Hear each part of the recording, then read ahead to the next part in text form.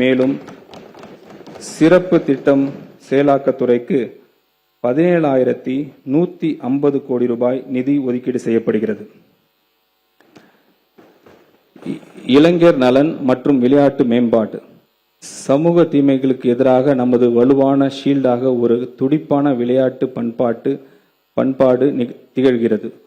உடற்தகுதி ஊக்கப்படுத்தும் வகையில் சென்னை மெரினா கடற்கரையில் நடைபெற்ற ஸ்டார்ட் ரன் ஸ்டாப் ட்ரக்ஸ் போதைப்பொருள் எதிர்ப்பு ஓட்டத்தில் நமது மாண்புமிகு முதலமைச்சர் அவர்களின் நேரில் பங்கேற்று ஆயிரக்கணக்கான இளைஞர்களுடன் தோளோடு தோள் நின்று 3 கிலோமீட்டர் ஓடி இந்த நோக்கத்தை மிக ஆற்றலுடன் வெளிப்படுத்தினார்கள். ஸ்போர்ட்ஸை எடு, ட்ரக்ஸை விடு என்ற செய்தியை முன்வைத்து தவறான போதை பழக்கத்துக்கு பதிலாக விளையாட்டு ஒழுக்கத்தையும் சமூக பொறுப்பையும் இளைஞர்களிடையே விதிக்கும் விதமாக ஒரு ஒருங்கிணைந்த இளைஞர் மேம்பாட்டு திட்டத்தை இந்த அரசு தொடங்கும். NCC, NSS போன்ற முக்கிய இளைஞர் அமைப்புகளை மருத்துவம், காவல் மற்றும் சமூக நலன் துறைகளுடன் ஒருங்கிணைத்து இளைஞரின் ஆற்றல் விளையாட்டு, சமூக சேவை மற்றும் நல்வாழ்வு போன்ற ஆக்கப்பூர்வ செயல்பாடுகளில் திசையில் நமது அரசு அவர்களை வழிநடத்தி கொண்டு செல்லும். அனைவருக்கும் விளையாட்டு, அனைத்து இடங்களிலும் விளையாட்டு என்பதன் மூலம் நமது எஜுகேஷன் இன்ஸ்டிடியூஷன் பாதுகாப்பானதாகவும் முற்றிலும் போதைப்பொருள் அன்று இடங்களாக திகழும். ஒலிம்பிக் போட்டிகளில் தங்கம் வெல்வதை நோக்கமாக கொண்டு சர்வதேச அளவில் விளையாட்டுத் துறையில் தமிழ்நாட்டை உச்சத்திற்கு கொண்டு செல்ல நமது அரசு உறுதி பூண்டுள்ளது. சிறந்த திறமையான விளையாட்டு வீரர்களை உருவாக்குவதற்காக 10 ஒலிம்பிக் சிறப்பு மையங்கள் மாநிலம் முழுவதும் அமைக்கப்பட்டு இதற்காக 50 கோடி ரூபாய் நிதி ஒதுக்கீடு செய்யப்படுகிறது. விளையாட்டில் ஆர்வம், திறமையும் கொண்ட 8 முதல் 12 வயதிற்கு உட்பட்ட இளம் பள்ளி மாணவர்களை தேர்ந்தெடுத்து அவர்களுக்கு உலகத்தரம் வாய்ந்த பயிற்சிகள் வழங்க 5 கோடி ரூபாய் ஒதுக்கீடு செய்யப்படுகிறது. மேலும் தேசிய மற்றும் சர்வதேச விளையாட்டுப் போட்டிகளில் சிறந்து விளங்கும் 500 வீரர்களுக்கு நிதி உதவி வழங்க கூடுதலாக 22 கோடி ரூபாய் நிதி ஒதுக்கீடு செய்யப்படுகிறது. தமிழரின் பாரம்பரிய விளையாட்டுகளான உலக அளவிற்கு கொண்டு செல்லும் தமிழ்நாட்டு கிராமிய விளையாட்டு போட்டிகள் நடத்த 42 கோடி ரூபாய், தமிழ்நாடு உடற்கல்வி மற்றும் விளையாட்டு பல்கலைக்கழகத்தின் உட்கட்டமைப்புகளை மேம்படுத்த 2 கோடி ரூபாய் நிதி ஒதுக்கீடு செய்யப்படுகிறது. உலகத்தரம் வாய்ந்த வெற்றியாளர்களை உருவாக்குதல் மற்றும் இளைஞர்களுக்கு இடையே ஆரோக்கியம் மற்றும் உடற்தகுதி காக்கும் பண்பாட்டை வளர்த்துதல் ஆகிய இருமுனை அணுகுமுறையின் மூலம்தான் உண்மையான விளையாட்டு வளர்ச்சியை அடைய முடியும்.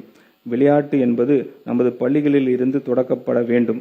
தற்போது அரசு மற்றும் அரசு உதவி பள்ளிகளில் ஒவ்வொரு வகுப்பிற்கும் வாரத்திற்கு 2 PT வகுப்புகள் மட்டுமே உள்ளன. இந்த நிலையை மாற்றப்பட்டு பள்ளி நேரத்துக்கு பிறகு தினமும் 1 மணி நேரம் முறைப்படுத்தப்பட்ட விளையாட்டு மற்றும் உடற்பயிற்சி செயல்பாடுகள் அறிமுகப்படுத்தப்படும். இந்த திட்டத்திற்கு தேவையான ஸ்போர்ட்ஸ் எக்யூப்மெண்ட்ஸ் மற்றும் வசதிகள் அனைத்தும் அரசு மற்றும் அரசு உதவி பெறும் பள்ளிகளுக்கு வழங்கப்படும். இது மாணவர்களின் உடற்தகுதி, சிந்தனை திறன் வளர்ச்சி, கூட்டு செயல்பாடு மற்றும் ஒழுக்கத்தை வலுப்படுத்துவதுடன் மாநில, தேசிய மற்றும் சர்வதேச அளவில் சாதனை படக்கூடிய திறமை கொண்டவர்களை கண்டறிவதற்கு வழிவகுக்கும். மேலும் விளையாட்டு பொதுமக்களுக்கு கொண்டு சேர்க்கும் வகையில் அனைத்து ஊராட்சி ஒன்றியங்கள் மற்றும் நகர்ப்புற உள்ளாட்சி அமைப்புகளின் நெய்பர்ஹுட் ஸ்போர்ட்ஸ் ஃபெசிலிட்டிஸ், சிறிய உடற்பயிற்சி கூடங்கள் மற்றும் ஸ்போர்ட்ஸ் காம்ப்ளெக்ஸ் உருவாக்கப்படும். இளைய தலைமுறையினர் ஒவ்வொருவருக்கும் தங்களுடைய வீட்டிலிருந்து நடக்கும் தூரத்தில் விளையாடுவதற்கான உட்கட்டமைப்பு வசதியை உருவாக்குவதன் மூலம் ஆரோக்கியமான, சுறுசுறுப்பான மற்றும் ஒழுக்கமிக்க தலைமுறையை நாம் உருவாக்குவோம்.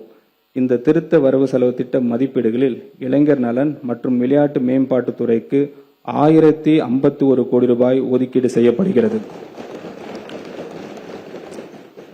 சமூக நீதி. சொல் அல்ல முக்கியம், செயலே முக்கியம் என்று முழங்கியவர் நமது மாண்புமிகு தமிழ்நாடு முதலமைச்சர் அவர்கள். அதனை சமூக நீதித்துறையின் செயல்பாட்டில் காட்டி வருகிறார். புகழ்பெற்ற சர்வதேச பல்கலைக்கழகங்களில் உயர்கல்வி பயிலும் மாணவர்கள் பயனடையும் வகையில் செயல்படுத்தப்படும் அண்ணல் அம்பேத்கர் அயல்நாட்டு கல்வி உதவித்தொகை திட்டத்தின் மூலம் ஒரு மாணவருக்கு அதிகபட்சமாக 36 லட்சம் ரூபாய் வரை உதவித்தொகை வழங்கப்படுகிறது. நடப்பாண்டில் இத்திட்டத்தின் கீழ் 362 மாணவர்கள் பயன்பெறும் வகையில் முன் எப்போதும் இல்லாத அளவில் 131 கோடி ரூபாய் மதிப்பீட்டில் இத்திட்டம் செயல்படுத்தப்படுகிறது.